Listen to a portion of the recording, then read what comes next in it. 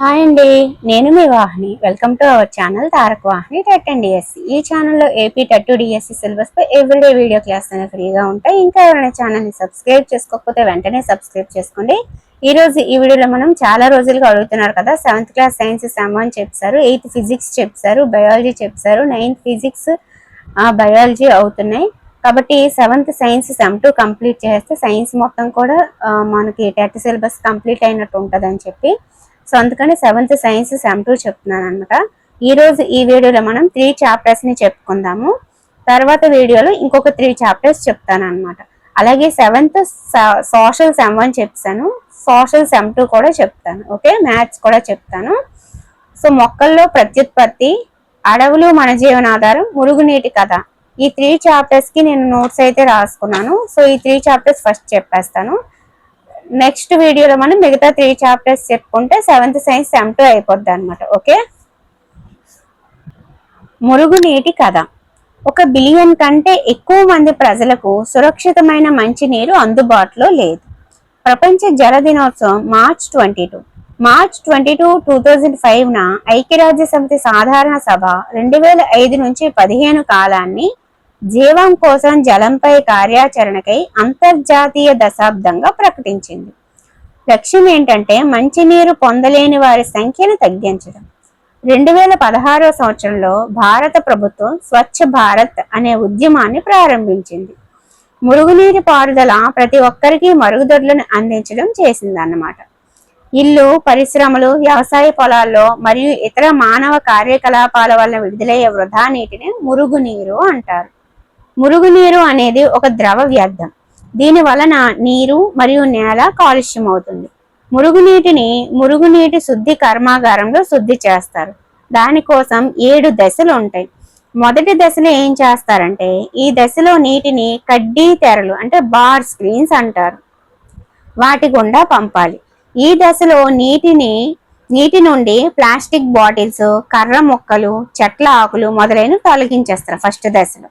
రెండో దశలో ఏం చేస్తారంటే, ఈ దశలో నీటిని నెమ్మదిగా ట్యాంకులోకి పంపాలి. ఈ దశలో ఏమవుతుందంటే నీటి నుండి బరువైన మలిన పదార్థాలను తొలగిస్తారు. దశ 3. ఈ దశలో నీటిని ఏటవాలు ట్యాంకులోనికి పంపాలి. ఈ దశలో ట్యాంకు అడుగు భాగాన ఉన్న మురికిని ద్రవరూప స్లడ్జ్, బురద అంటారన్నమాట. దీనిని తొలగించడానికి స్కాపర్ అనే పరికరాన్ని ఉపయోగిస్తారు దశ 3లో. ఓకే, అలాగే ఈ దశలో నీటిపై తేలియాడే నూనె, గ్రీజు లాంటి పదార్థాలను తొలగించడానికి స్కిమ్మర్ అనే పరికరాలను ఉపయోగిస్తారు. ఈ దశలో చివరగా ఏర్పడిన నీటిని శుద్ధ జలం లేదా నిర్మలమైన నీరు అంటారు. ఇప్పుడు మీకు అర్థమైంది కదా, మీకు ఎగ్జామ్లో ఎలా అడగొచ్చారంటే శుద్ధ జలం లేదా నిర్మలమైన నీరు ఏ దశలో చివరిగా ఏర్పడుద్దని అడగొచ్చు. మనకి 7 దశలు ఉన్నాయి కదా అని చెప్పి లాస్ట్ కదా వస్తుంది అని చెప్పి 7 అని పెట్టేస్తాం, కానీ 3rd దశలో వస్తుంది. ఓకే, నెక్స్ట్ దశ 4. ఈ దశలో నీటికి అవాయు బ్యాక్టీరియాని కలుపుతారు. ఈ దశలో బ్యాక్టీరియాల చేత కుళ్ళింపబడిన పదార్థం ట్యాంకు అడుగు భాగానికి చేరుతుంది అనమాట. దీని నుండి బయోగ్యాస్ ఉత్పత్తి అవుతుంది. ఈ బయోగ్యాస్ ని ఇంధనంగా మరియు విద్యుత్ ఉత్పత్తికి వాడతారు. దశ 5. ఈ దశలో నీటికి వాయు సహిత బ్యాక్టీరియాని కలుపుతారు. ఈ దశలో మలిన సహిత పదార్థాలను బ్యాక్టీరియా వినియోగించుకుంటాయి. దశ 6. ఈ దశలో నీటిని ట్యాంకుల నందు ఎక్కువ సమయం నిల్వ చేస్తారు. ఈ దశలో ట్యాంకు అడుగు భాగానికి చేరిన మురికి పదార్థాన్ని క్రియాశీల మురుగు అంటారు. ఈ క్రియాశీల మురుగులో 97% నీరు ఉంటది అనమాట. ఇప్పుడు లాస్ట్ దశ 7. ఈ దశలో నీటి నుండి క్రియాశీల మురుగును తొలగించి పొలాలకు ఎరువుగా ఉపయోగించేస్తారనమాట. ఈ దశలో చివరగా ఏర్పడిన నీటిని పరిశుభ్రమైన నీరు అంటారు. శుద్ధ జలం లేదా నిర్మలమైన నీరు 3rd వన్. పరిశుభ్రమైన నీరు 7. ఈ దశలో నీటిని నదుల్లో కలిపే ముందు క్లోరిన్ అండ్ ఓజోన్ వాయువులను కలుపుతారు. WWTP అంటే వేస్ట్ వాటర్ ట్రీట్మెంట్ ప్లాంట్, మురుగునీటి శుద్ధి కర్మాగారం అంటారు. వేస్ట్ వాటర్ ట్రీట్మెంట్ ప్లాంట్ అన్నమాట WWTP. మురుగునీటి చెరువులో వెంబడి యూకలిప్టస్ చెట్లను పెంచాలి. ఈ చెట్లు అధిక మురుగునీటిని వేగంగా గ్రహించి మరియు స్వచ్ఛమైన నీటి ఆవిరిని వాతావరణంలోకి విడుదల చేస్తాయి అన్నమాట. మురుగునీటి శుద్ధి యొక్క ఉప ఉత్పత్తులు స్లడ్జ్, బయోగ్యాస్. నీటిని శుభ్రపరచుట అనేది డాష్ను తొలగించే ప్రక్రియ, అంటే కాలుష్య కారకాలను తొలగించే ప్రక్రియ. ఇళ్ల నుండి విడుదల చేసే వాడుక నీరుని ఏమంటారంటే మురుగునీరు. ఎండిన డాష్ని ఎరువుగా వాడతారంటే బురదని. మురుగు కాలువలు డాష్ మరియు డాష్లచే పూడుకుపోతాయంటే వంట నూనె మరియు కొవ్వులతో. ఓజోన్ అతినీల లోహిత కిరణాలను గ్రహిస్తుంది. నీటిని క్రిమిరహితం చేయడానికి కూడా ఉపయోగిస్తారు. ప్రపంచంలో మొదటి పారిశుద్ధ్య వ్యవస్థ హరప్ప అండ్ మొహంజదారోలో చూడవచ్చు. ఇక్కడ ఇటుకలతో తయారు చేసిన పురాతన మరుగుదొడ్డి 4500 సంవత్సరాల నాటిది. మూసి ఉన్న మురుగునీటి పారుదల వ్యవస్థ ఉండేదన్నమాట. యూనిసెఫ్ భూగ్రహం మీద అత్యంత పేద ప్రజలకి స్వచ్ఛమైన నీరు మరియు పారిశుద్ధ్యాన్ని అందించడం ద్వారా మనం పేదరికం మరియు బాధలను తగ్గించగలం మరియు పిల్లలకి విద్యని అందించగలమని చెప్పింది. మహాత్మా గాంధీ మానవత్వం మరియు జ్ఞానోదయమైన పనులు చేయడానికి ఎవరి కోసం ఎదురు చూడాల్సిన అవసరం లేదు అని చెప్పారు. వర్మి ప్రాసెసింగ్ మరుగుదొడ్లు మానవ విసర్జితాలు పూర్తిగా మట్టికి అవసరమైన వర్మీ కేకులుగా మార్చబడతాయి అన్నమాట. అవే వర్మీ ప్రాసెసింగ్ మరుగుదొడ్లు. కర్బన మలినాలు మానవ మలం, జంతువుల వ్యర్థాలు, నూనెలు, యూరియా, పురుగు మందులు, కలుపు సంహారకాలు, పండ్లు మరియు కూరగాయల వ్యర్థాలు. అకర్బన మలినాలు నైట్రేట్లు, ఫాస్ఫేట్లు, లోహాలు. పోషకాలు ఫాస్ఫరస్, నైట్రోజన్. బ్యాక్టీరియా కలరా, విబ్రియో కలరా వల్ల వస్తుంది. టైఫాయిడ్, సాల్మనెల్లా, పారాటైఫీ వల్ల వస్తుంది. ఇతర సూక్ష్మజీవులు కలిగించే విరోచనాలు కలిగించే ప్రోటోజోవన్ అన్నమాట. ఓకే, ఇది మనకి ఈ చాప్టర్ లో ఉన్న ఇన్ఫర్మేషన్ పూర్తిగా వెనకాల ఉన్న ఖాళీలు కూడా చెప్పడం జరిగింది. ఓకే, నెక్స్ట్ 12th చాప్టర్ అడవులు మన జీవనాధారం. అడవులు ఊపిరితిత్తులు అనమాట. ఫస్ట్ అయితే ఎక్సర్సైజెస్ చూసేద్దాము. కీటకాలు, సీతాకోక చిలుకలు, తేనెటీగలు మరియు పక్షులు పుష్పించే మొక్కలకు పరాగ సంపర్కంలో ఉపయోగపడతాయి. ఒక అడవి డాష్ మరియు డాష్ ని శుద్ధి చేస్తుంది అంటే గాలి మరియు నీటిని. గుల్మాలు అడవిలో డాష్ పొరని ఏర్పరుస్తాయంటే అత్యల్ప పొరని. అడవిలో కుళ్ళిపోతున్న ఆకులు మరియు జంతువుల రెట్టలు అడవిలో డాష్ ని సుసంపన్నం చేస్తాయంటే నేలని. క్రింది వాటిలో ఏది అటవీ ఉత్పత్తి కాదు అంటే కిరోసిన్ కాదనమాట. అడవులు నేలను కోత నుండి కాపాడుతాయి. అడవులు వాతావరణం మరియు నీటి చక్రాన్ని ప్రభావితం చేస్తాయి. నేల అడవుల పెరుగుదలకు మరియు పునరుత్పత్తికి సహాయం చేస్తుంది. చనిపోయిన మొక్కలపై సూక్ష్మజీవుల చర్య వల్ల ఉత్పత్తి అయ్యేది హ్యూమస్ అన్నమాట. చనిపోయిన మొక్కలు మరియు జంతువులని హ్యూమస్ గా మార్చే సూక్ష్మజీవులని విచ్ఛిన్నకారులు అంటారు. వాతావరణంలో ఆక్సిజన్ మరియు CO2 సమతుల్యతను కూడా కాపాడుతాయి. అందుకే అడవులని ఊపిరితిత్తులు అంటారు. అడవి ఒక పూర్తి జీవం మరియు తేజం గల శక్తివంతమైన సజీవ అస్తిత్వం అని అంటారు. ఇండియాలో మొత్తం విస్తీర్ణంలో అటవీ విస్తీర్ణం 21%. ఇంతేనండి ఈ చాప్టర్ అయితే. మనకున్న ఇంపార్టెంట్ వర్డ్స్ అలాగే ఎక్సర్సైజ్ అన్ని చెప్తాను. ఇప్పుడు మనము మొక్కలలో ప్రత్యుత్పత్తి అనే చాప్టర్ ని డిస్కస్ చేసుకుందాం. మొక్కల్లో ప్రత్యుత్పత్తి అంటే జనకతరం జీవుల నుండి కొత్త పిల్ల జీవులు ఉత్పత్తి కావడాన్ని ప్రత్యుత్పత్తి అంటారు. ప్రత్యుత్పత్తి విధానాలు మొక్కల వేర్లు, కాండాలు, పత్రాలను కలిగి ఉంటాయి. వీటిని మొక్కల్లో శాఖీయ భాగాలు అంటారు. మొక్కలలో ప్రత్యుత్పత్తి అనే విధిని నిర్వహించే పుష్పాలు ప్రత్యుత్పత్తి భాగాలు అన్నమాట. మొక్కలలో సంతానోత్పత్తి అలైంగిక ప్రత్యుత్పత్తి, లైంగిక ప్రత్యుత్పత్తి అని 2 విధాలుగా జరుగుతుంది. అలైంగిక ప్రత్యుత్పత్తి అంటే విత్తనాల ఉత్పత్తి జరగకుండానే కొత్త మొక్కలు ఏర్పడతాయి అన్నమాట. ఎగ్జాంపుల్ శాఖీయ ప్రత్యుత్పత్తి, కోరకీ భవనం, మొక్కలవడం, సిద్ధ బీజాల ఉత్పత్తి మొదలైనవి. వీటికి ఎగ్జాంపుల్ అలైంగిక ప్రత్యుత్పత్తి జరుపుకునేవి జాస్మిన్, గులాబీ, అరటి. శాఖీయ ప్రత్యుత్పత్తి వేర్లు, కాండాలు, పత్రాలు, మొగ్గల నుండి కొత్త మొక్కలు ఉత్పత్తి అయ్యే ఒక రకమైన అలైంగిక ప్రత్యుత్పత్తి శాఖీయ ప్రత్యుత్పత్తి అన్నమాట. మొక్క శాఖీయ భాగాల ద్వారా ప్రత్యుత్పత్తి జరుగుతుంది. కనుపుతో కూడిన గులాబీ లేదా సంపెంగ మొక్క కొమ్మను కత్తిరించాలి. ఈ కత్తిరించిన కొమ్మ భాగాన్ని ఛేదనం అంటారు. కాండం లేదా శాఖపై పత్రం ఏర్పడే భాగమే కనుపు. పత్రగ్రీవం అనగా కనుపు వద్ద పత్రం అంటి పెట్టుకుని ఉండే భాగం. పత్రగ్రీవాలలో కాండంగా పెరిగే కోరకాలు ఉంటాయి. వీటిని శాఖీయ కోరకాలు అంటారు. అలైంగిక ప్రత్యుత్పత్తిలో ఒకటైన శాఖీయ ప్రత్యుత్పత్తి గురించి మనం ఇప్పుడు తెలుసుకుంటున్నాం. అర్థమవుతుంది కదా. ఛేదనం అంటే ఏంటి, కనుపు అంటే ఏంటి, శాఖీయ కోరకాలు అంటే ఏంటి అనేది. అంటుకట్టడం పద్ధతి కూడా ఉంటుందండి. అంటే కృత్రిమ శాఖీయోత్పత్తి పద్ధతుల్లో నేలంటూ అంటుకట్టడం అనేవి ముఖ్యమైనవి అనమాట. అంటుకట్టడం పద్ధతిలో నేలలో పాతుకుపోయి ఉండే మొక్కని స్టాక్ అని పిలుస్తారు. అంటుకట్టడం పద్ధతిలో ఎంపిక చేసుకున్నటువంటి శాఖని సయాన్ అని పిలుస్తారు. నేలంటు పద్ధతిలో నేలకు దగ్గరగా పెరిగే కొమ్మలతో నేల అంటుని కడతారు. కాండంపై ఒక చోట బెరడును తొలగించిన భాగాన్ని మట్టిలోనికి ఉంచి మట్టి కప్పి బరువును ఉంచుతారు. నెల రోజుల్లో నేలలో ఉన్న కొమ్మకు వేర్లు వస్తాయి. తర్వాత తల్లి మొక్కని మొక్క నుండి వేరు చేస్తారనమాట.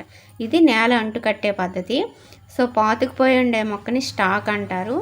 ఎంపిక చేసుకున్నటువంటి శాఖని సయాన్ అని పిలుస్తారు. ఇది కృత్రిమ శాఖీయోత్పత్తి పద్ధతి అనమాట. ఓకే అండి.